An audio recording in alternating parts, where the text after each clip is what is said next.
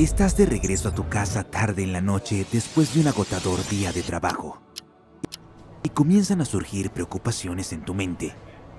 ¿Alguna vez seré libre de la angustia que me provocan las noticias sobre las subidas y bajadas de las acciones en la bolsa de valores? Y comienzan a surgir preocupaciones en tu mente. ¿Alguna vez seré libre de la angustia que me provocan las noticias sobre las subidas y bajadas de las acciones en la bolsa de valores?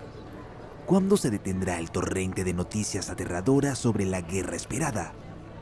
¿Cuándo terminarán todos estos conflictos? ¿Cuándo cesará todo este ruido y disfrutaré de la paz? Entonces, una vez más, te asaltan aquellas grandes preguntas. ¿De dónde vengo? ¿Por qué estoy aquí? ¿Hacia dónde voy? ¡Qué vida tan agotadora! Estas preguntas a menudo resuenan en nuestro interior, pero la mayoría de las respuestas no reconfortan nuestros corazones ni tranquilizan nuestras mentes. Estas preguntas a menudo resuenan en nuestro interior, pero la mayoría de las respuestas no reconfortan nuestros corazones ni tranquilizan nuestras mentes. Busquemos juntos respuestas convincentes y acordemos desde el principio que dejarás de lado los prejuicios y que me escucharás con un corazón abierto. Cuando entraste a tu oficina por la mañana, después de unas largas vacaciones, la encontraste desordenada y tu taza de café matutino aún estaba caliente, tal como te gusta. Definitivamente no dirás, este orden es producto de la casualidad. Seguramente, alguien entró a la oficina y la organizó.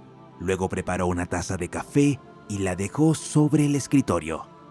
No necesariamente tienes que saber quién lo hizo, pero definitivamente sabes que alguien lo hizo, ¿verdad? Ahora bien, ¿te has preguntado sobre los miles de millones de seres vivos, plantas y objetos inanimados que existen?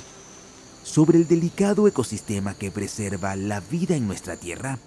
¿Qué hay del maravilloso diseño de nuestros cuerpos? ¿Qué hay de la compleja estructura de las células vivas que ha asombrado a los científicos? Y si miramos más allá de la Tierra hacia el espacio, ¿qué hay del vasto universo que nos rodea?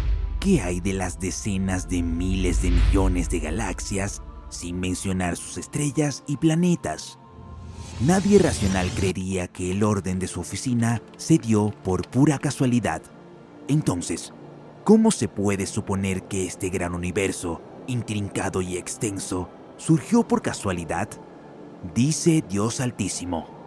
¿Fueron acaso creados de la nada? ¿O son ellos mismos los creadores? ¿O crearon los cielos y la tierra? Más bien no tienen certeza. Corán 52, 35, 36. No nos creamos a nosotros mismos. No creamos este universo. No podemos haber surgido sin un creador. Todo esto es imposible lógicamente. Por lo tanto, debe haber alguien que nos creó. Y la pregunta aquí es, ¿quién nos creó? La respuesta divina llega. ¿O acaso tienen otra divinidad además de Dios? Glorificado sea Dios de cuanto le asocian. Corán 52, 43. No hay creador de este universo y todo lo que contiene excepto Dios. Y no tiene socio en la creación de los cielos y la tierra, ni en la administración de sus asuntos. Si hubiese habido en los cielos y en la tierra otras divinidades además de Dios, estos se habrían destruido. Corán 21, 22. Pero, ¿por qué nos creó en la tierra? ¿Cuál es el propósito de nuestra existencia? Dios nos dice en el segundo capítulo del Corán que la historia no comenzó en la tierra. Dios creó a Adán y Eva y los ubicó inicialmente en el paraíso y les permitió comer lo que desearan, excepto un árbol. Sin embargo, Satanás los incitó a comer de ese árbol, y cuando comieron de él, fueron enviados a la tierra, donde serían puestos a prueba. Lo ocurrido en el paraíso sirve como una lección para los seres humanos para que comprendan que deben obedecer a Dios en todo lo que Él ordena y prohíbe, y deben reconocer que Satanás es su enemigo y que tienen que ser cautelosos para no caer en sus trampas. En la tierra, Dios nos hizo entender que el verdadero propósito de la existencia es adorarlo solo a Él. No he creado a los genios y a los humanos, sino para que me adoren. Corán 51:56. Esta es la prueba examen, y aquellos que la superen serán recompensados con el regreso al paraíso.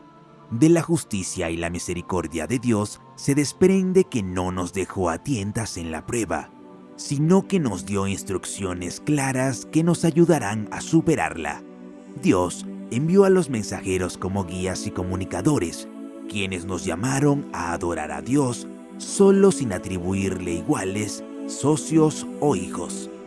Cada mensajero fue enviado a su gente con un milagro que solo ellos pudieron testificar. El milagro de Moisés fue su vara y la separación del mar en dos, mientras que Jesús resucitaba a los muertos y curaba a los enfermos con el permiso de Dios.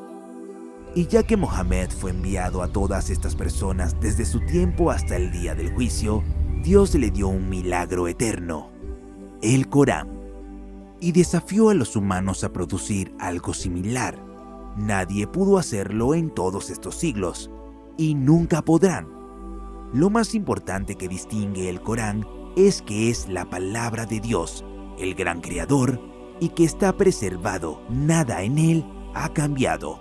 Sí, a ti, y encontrarás tranquilidad y orientación al leerlo, y encontrarás en sus páginas consuelo para tu alma, tu corazón y tu mente.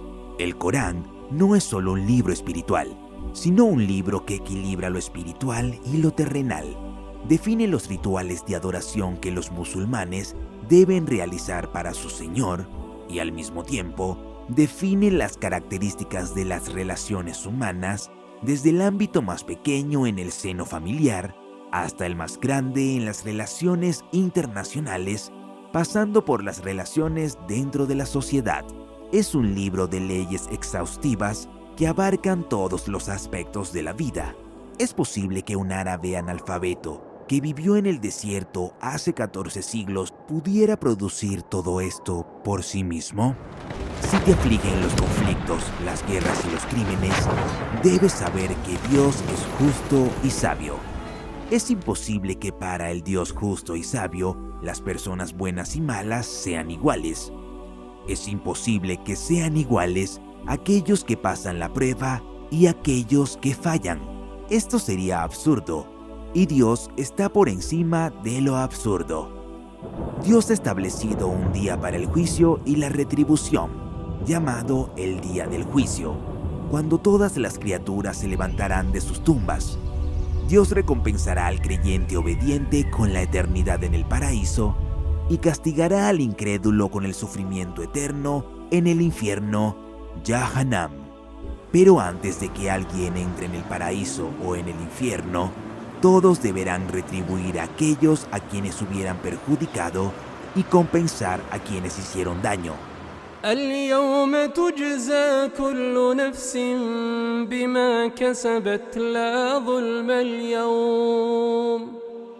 El verdadero sabio es aquel que trabaja para su vida futura, su futuro infinito, y se esfuerza por estar entre los bendecidos, no entre los desdichados.